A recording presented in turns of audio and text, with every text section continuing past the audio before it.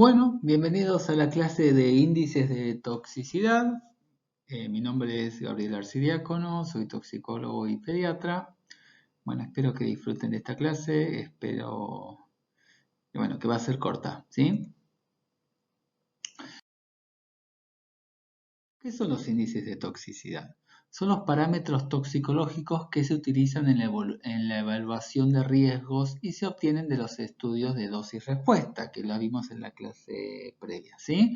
La mayoría de los valores publicados de los índices de toxicidad se calculan en base a los efectos observados en forma experimental en exposiciones controladas con animales de laboratorio, ¿sí? O diferentes organismos, que ya vimos algunos tipos de organismos que son empleados para los estudios de laboratorio.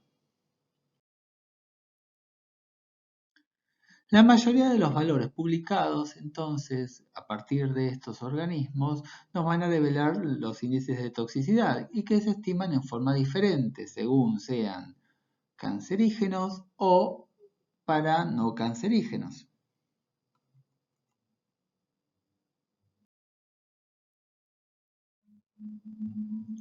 Vamos a empezar a ver entonces los efectos no cancerígenos.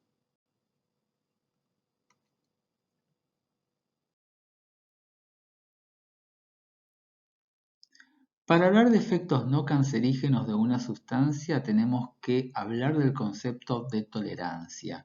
Y tolerancia habla de que existe un nivel de dosis suministrada abajo de la cual no se manifiestan los efectos tóxicos, obviamente no cancerígenos.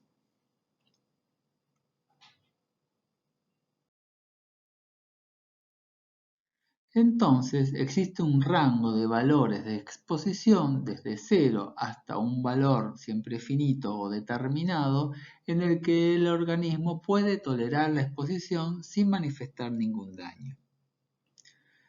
Como dato importante, siempre tener en cuenta en el rango de tolerancia a las poblaciones sensibles, que ya lo hablamos varias veces en otras clases.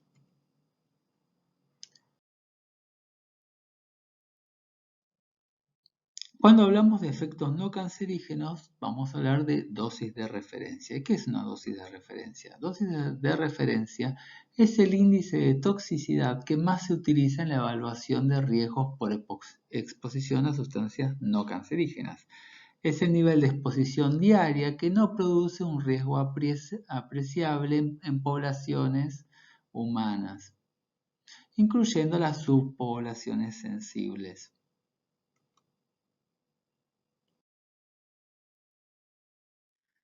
A partir de la dosis de referencia tenemos las diferentes derivaciones de la dosis de referencia.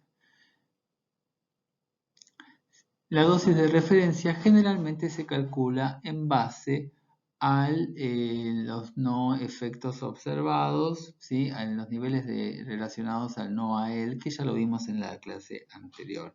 Y se selecciona al no a él como base para la dosis de referencia bajo el supuesto de que si se evita el efecto tóxico crítico, entonces se previenen todos los efectos tóxicos.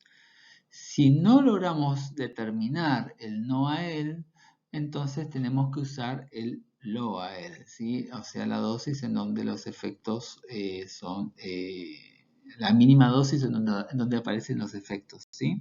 Que también lo vimos en la clase previa.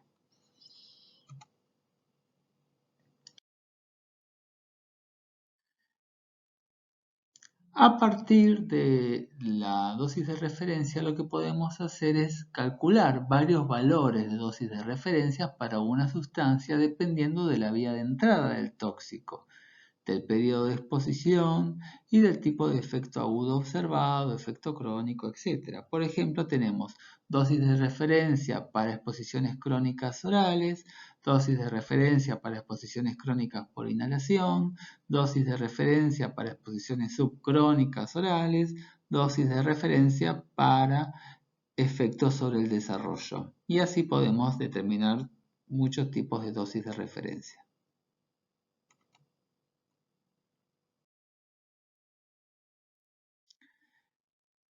Acá aparece el término de incertidumbre.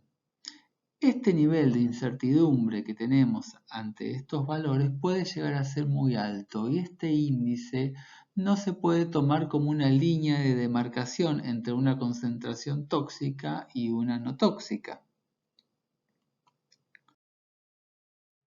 ¿Cuáles son estos factores de incertidumbre?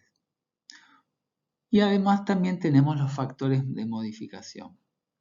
La dosis de referencia se deriva a partir del NOAEL o del OAEL, aplicando en forma consistente una serie de factores de incertidumbre y un factor de modificación. Los factores de incertidumbre, cada uno va a representar un área de incertidumbre inherente a la extrapolación de los datos disponibles. Las bases para la aplicación de los factores de incertidumbre son las siguientes. Entonces tenemos que el factor de incertidumbre total va a depender del producto de los diferentes factores de incertidumbre.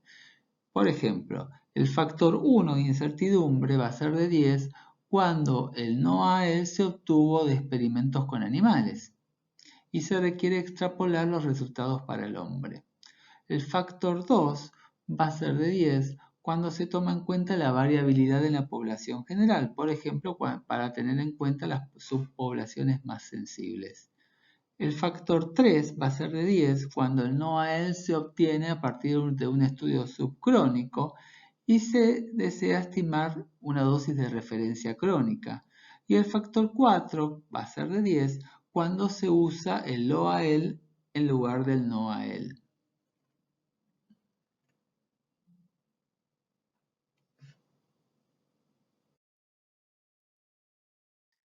Y por otra parte tenemos los factores de modificación, el factor modificador. El factor de modificador se aplica como sigue. Se aplica un factor de modificación entre 0 y 10 para reflejar una evaluación cualitativa profesional, acá estamos hablando de algo cualitativo, de las incertidumbres adicionales en relación al estudio crítico y en base a los datos que no se hayan mencionado entre los factores de incertidumbre que vimos en la diapo anterior. El valor normal de un factor de modificación es igual a 1.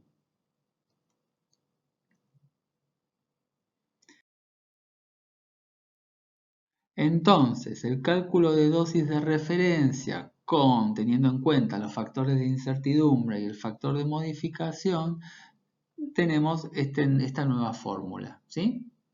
La dosis de referencia es igual a NOAEL dividido el factor de incertidumbre por el factor de modificador. El factor de incertidumbre, que va a ser el producto de todos los factores de incertidumbre, como vimos en la diapo, y el factor de modificador, que es el factor de modificador, que la vimos en la diapo anterior. Las dosis de referencia crónica se calculan para proteger de exposiciones continuas durante todo el periodo vital. Generalmente estamos hablando de más de 7 años, que sería el 10% de la expectativa de vida. Hablamos de un promedio de 70 años de expectativa de vida, así que el 10% sería 7 años.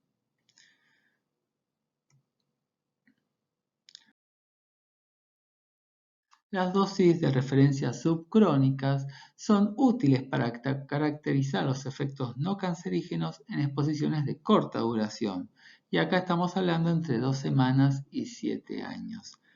Las exposiciones estas de corta duración suceden, por ejemplo, cuando la actividad se lleva a cabo por un número limitado de años o cuando la sustancia se degrada en un lapso relativamente corto.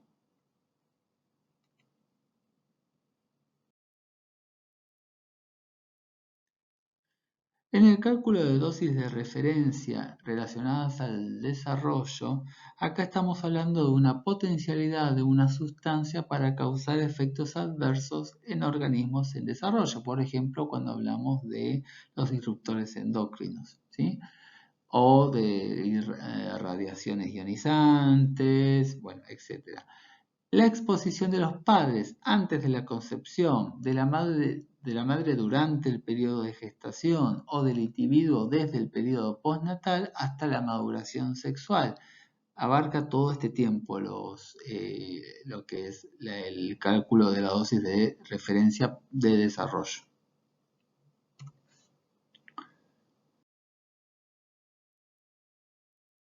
Los efectos adversos pueden incluir desde la muerte, anormalidades estructurales, crecimientos alterados, deficiencias funcionales, y la dosis de referencia de desarrollo están basadas en exposiciones de corta duración.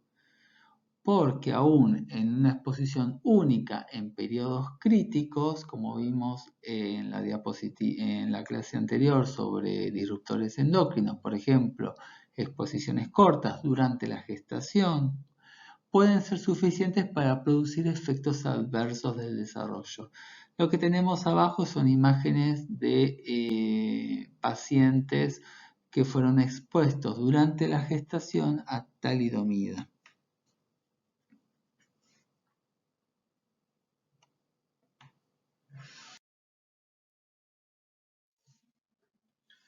¿Qué consideraciones tenemos que tener sobre la vía de exposición? El cálculo de la dosis de referencia es la misma, independientemente sea cual sea la vía de exposición. Sin embargo, la forma de calcularla va a ser diferente. En cuanto a la vía oral, los valores tabulados para las dosis de referencias crónicas orales van a estar expresados en miligramos de sustancias por kilo de masa corporal y por día. Cuando la vía de exposición es el aparato respiratorio, la extrapolación de datos obtenidos con animales debe considerarse, entre otras cosas, las diferencias anatómicas entre el animal de estudio y el hombre, las dosis calculadas en animales que se van a convertir en dosis equivalentes en seres humanos, sobre las bases de lo que es la fisiología comparada.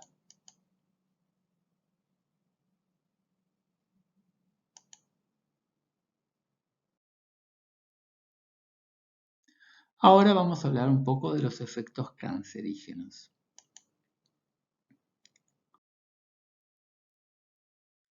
La mayoría de los estudios para determinar la capacidad de una sustancia para inducir cáncer se hace con animales de laboratorio. Acá vamos a emplear concentraciones del cancerígeno mucho más altas de las que se podrían presentar en las exposiciones a tóxicos ambientales por los seres humanos, o sea, en relación con los tamaños del organismo que vamos a estudiar en el laboratorio, se van a exponer grandes cantidades de sustancias en relación a lo que puede llegar a exponerse un ser humano. Se han hecho experimentos con roedores con duración de varios años. Para obtener datos a más corto plazo y con un número más reducido de animales, se hacen estos experimentos con concentraciones altísimas de tóxicos, que las que el hombre puede llegar a encontrar en el medio ambiente.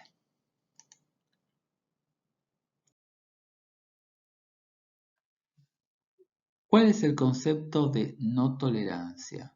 Se supone que un número reducido de eventos a nivel molecular puede llegar a producir cambios en una célula que pueden conducir a una proliferación descontrolada y así al cáncer, que eso es lo que hablamos en la clase de carcinogénesis, ¿sí? Entonces, acá aparece este concepto de no tolerancia, en donde hablamos que la carcinogénesis es un fenómeno para el cual no se considera apropiado el concepto de tolerancia. Acá no hay una dosis segura.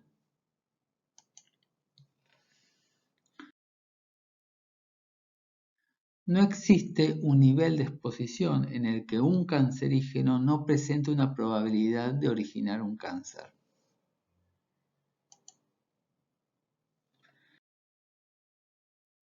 Esto quiere decir que no hay dosis que se considere libre de riesgo.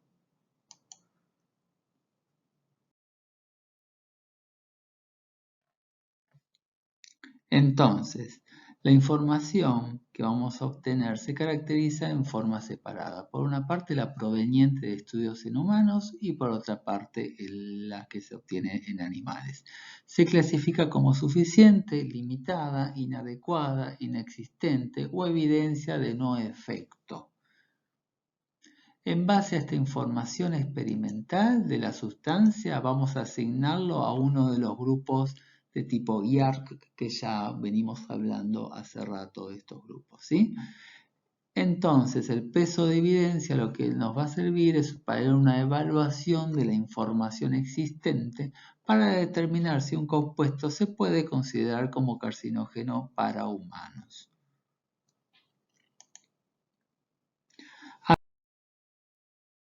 Así surge esta tabla IARC, en donde el grupo 1 ya estamos hablando de una sustancia que es carcinogénica, ¿sí?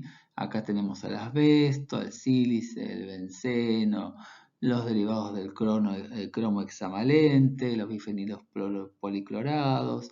En 2A tenemos los probablemente carcinógenos, que acá está el plomo. En 2B posiblemente carcinógenos. Aquí está, por ejemplo, el tetracloruro de carbono.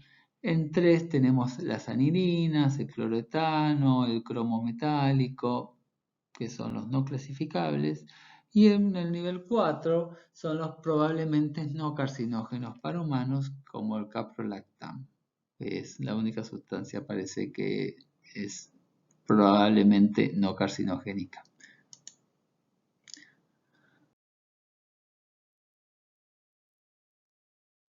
Entonces, para estas sustancias carcinogénicas lo que vamos a emplear nosotros es el cálculo del factor dependiente.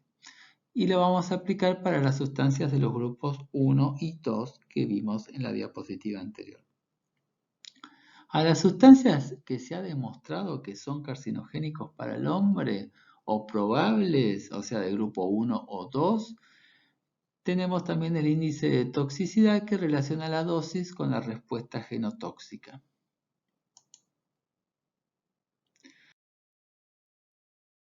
Entonces acá tenemos una curva dosis-respuesta para cancerígenos en donde se van a extrapolar los resultados observados hacia la región de dosis cercanas a cero usando diferentes modelos matemáticos para linearizar los resultados.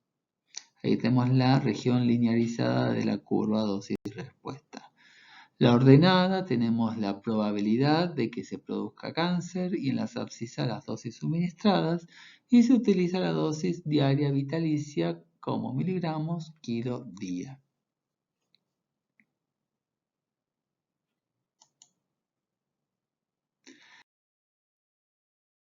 La pendiente de esta región linearizada es el índice de toxicidad que se usa para evaluar riesgos ambientales producidos por cancerígenos y se le denomina factor dependiente o CSF y se expresa en miligramos kilo día a la menos 1.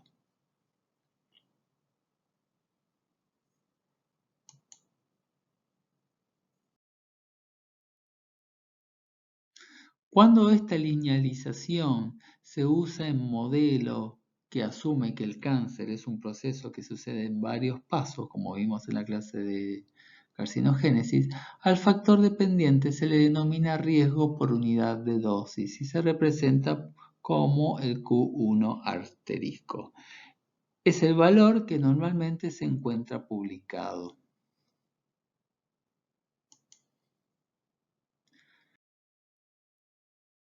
El factor dependiente representa el límite superior de confianza percentilo 95 de que la probabilidad de una respuesta por unidad de dosis suministrada por todo el periodo vital sea igual o menor a la respuesta estimada.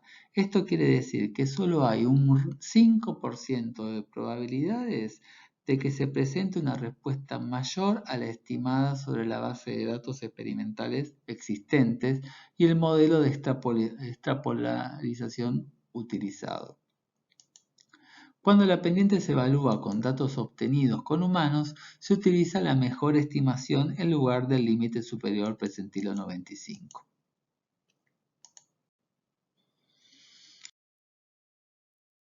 La curva dosis-respuesta es lineal solo en la región de las bajas dosis, cuando se acercan a cero. Por lo tanto, la estimación de la pendiente solo es válida en esa región de la curva.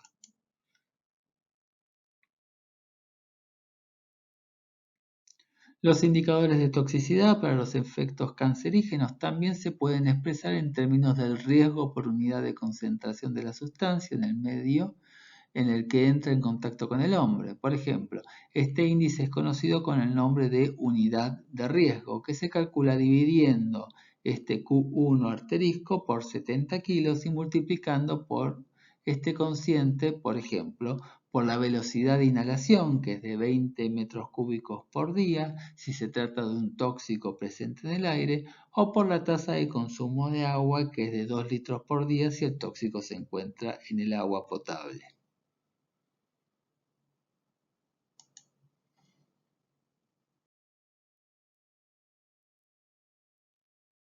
Cuando utilizamos datos obtenidos de animales experimentales como base para la extrapolación, hay que calcular la dosis para humanos, que es equivalente a las dosis utilizadas en los estudios.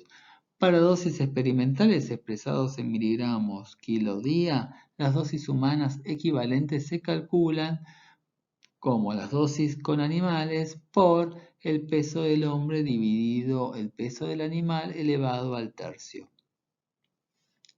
Esto sirve para calcular las dosis equivalentes y se supone que los organismos son igualmente susceptibles a la gente si absorben la misma cantidad de tóxico por unidad de superficie corporal. Se hace una relación de absorción de lo que es el tóxico por una unidad de superficie corporal y se compara con la superficie corporal del ser humano.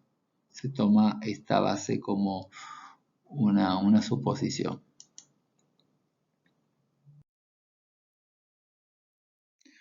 Para la inhalación vitalicia de vapores y gases parcialmente solubles, la dosis equivalente es la concentración del agente en el aire expresada en partículas por millón. Y con esta diapositiva ya cerramos con índices de toxicidad. Muchas gracias por la atención, espero no haberlos aburrido y nos vemos en la próxima clase.